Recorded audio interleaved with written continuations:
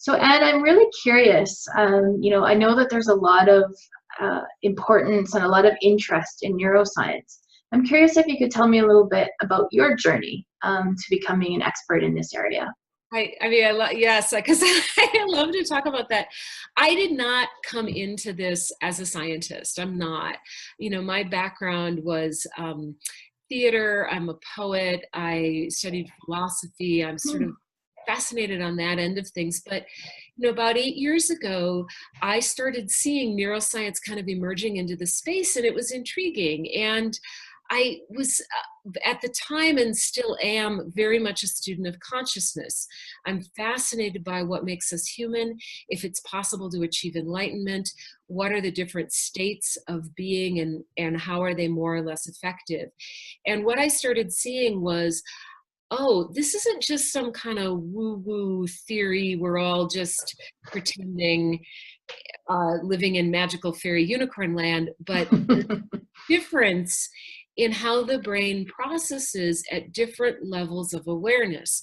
And that is one of the things that is making some people walk through life with ease and flow. And I don't think it's just luck. I think it's about who they're being. And there's an ease and a flow, and they don't create a lot of drama around them. And whatever happens, they deal with a certain amount of beautiful grace. And I think some of the great leaders of our time or previous times are like that.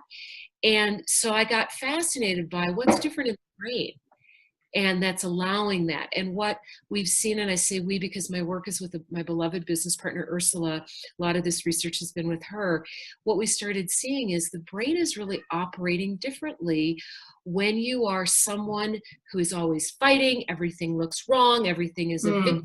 Brain is processing differently. So that was a really cool aha. And in many ways, it's processing differently. And we'll talk a little bit about this when I'm in Calgary. But the other then aha is coaching can help the brain process in a more effective way. And because of something called neuroplasticity, which many people are familiar with, you may be familiar with, it's just about practice and repetition. So coming in as a coach and helping someone, for example, take a breath and a pause before they deal with their difficult 9-year-old or 9-year-old acting employee, doing that helps create a greater capacity to self-manage, self-regulate, brings our brain into a more productive state and less a reactive state, actually changes the chemical balance. And I had to practice this. I raised a teenager pretty much on my own. We shared custody, but he was largely with me. And, and I think about the difference that it made to me, understanding that when he pushed a button, I was no longer a reliable parent. Unreliable parent. And he was really, really a good button pusher. I mean, just excellent, as only a teenage boy who knows everything can be. So I really, this understanding of the brain and saying, okay, what's happened right now is my brain is flooded with chemicals that make me want to fight or get away, and I'm not really capable of anything else. So what are my strategies? How do I calm myself down? How do I bring myself back into balance? And we just worked on space and time. That's what he and I worked on, like give each other some space. Mommy needs a timeout kind of thing. But knowing it was putting my brain in a different state. And I practiced and practiced and practiced with him.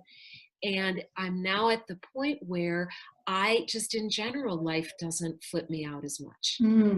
Because that was a place of practice. And I think, I was aware of that. So I was able to kind of do that with myself. I also had some good coaching, but this was coaches. Help our clients identify, where they're strong, where they may need to work at more integration, and then practice that until that becomes their default response. Patience and kindness becomes the default response rather than yelling and, flipping out. So.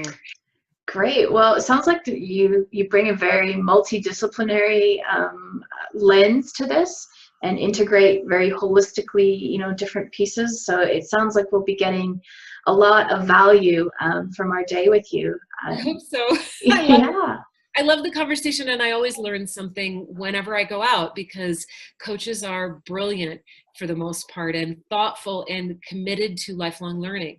So I also will view this as always a co-creative experience where I get to learn as well. Excellent. Well, we're very much looking forward to learning together with you. Is there anything else that we haven't covered that might be important for you to share with us? Oh my goodness, I think a lot, but I mean, you want to. Hopefully, there's enough that it's intriguing if this is the right place for people to be. If this is the right next thing, and you want to, kind of expand your understanding of what we're doing as coaches, then please come, because I think you'll have a great time. Great. Well, thank you so much, Anne. We are so excited that you've agreed to come and join us, and we really look forward to working with you. Maybe one last question. Is there anything that you could recommend?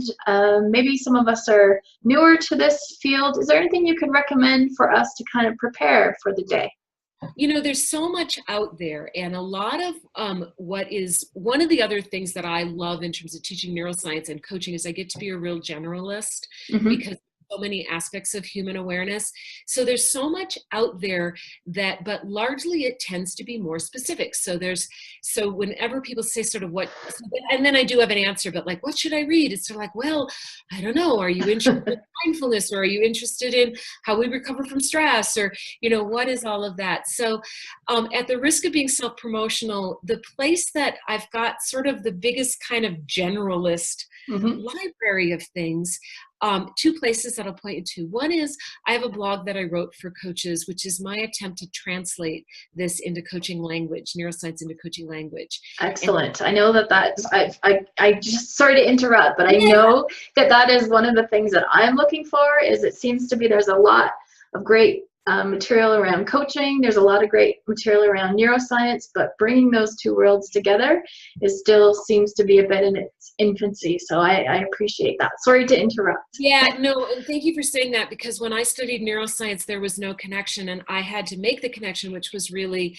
what I learned in that is, oh, if I have one gift in the world, that's probably it. There's lots of other things I don't have, but that piece fascinates me. So my blog, which is called yourcoachingbrain.wordpress.com. So just if you Google Your Coaching Brain, there's lots of stuff on different aspects of coaching. I will tell you, I'm a coach from the Coaches Training Institute. So some of it, not all of it, uses some of their language, because I was very much in that world at the time. I was writing a lot of the blog, but I do my best to make it more general.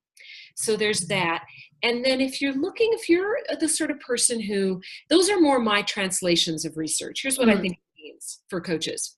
If what you want is really, really interesting in like individual research studies or articles about research studies that are not mine, on our website, which is BEabove Leadership.com, there's a resources tab. And if you go to resources, I think there's I don't even know how many articles and videos and things that we just sort of find intriguing. And you can kind of go through and go, well, that looks sort of interesting, and click here, and let me know if there's any links that don't work, of course. So that's another resource. Excellent. Well, thank you. You've shared a lot with us today, and we're really looking forward. You said that is your gift of bringing those two worlds together. So we're really appreciative that you're going to be sharing that gift with us, and look forward to seeing you in the fall. Thank you so much. Thank you. Okay. So thank you. I think we have tons there, and I'm so excited now. It's been kind of a distant sort of way over there in the future, but I'm so pumped. I can't wait to see you in the fall. Good. I'm so glad I'm coming in. As I said before, it really is like a lot of times I get hired to come and do a 90-minute speech. And so to have a full day that we can deepen and pull apart and expand and look and play and laugh and cry, that is heaven to me. Awesome. Great. Well, I won't keep you any longer. I know you've got other things to get on to, but thank you so much, and we'll be in touch again. All right. Okay, take care. bye. Thanks. Bye.